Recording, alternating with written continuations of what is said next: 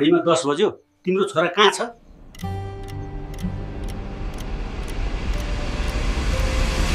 होइन यति रातिसम्म कहाँ गएर के गर्छ त्यसले?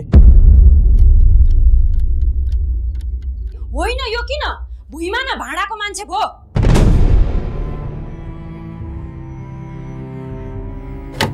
खाना नदेऊ यसलाई।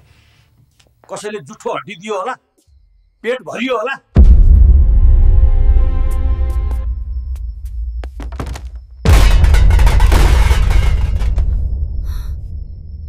होइन यो घरमा मलाई किन यसरी भन्छन्? किन कसैलाई मेरो माया छैन?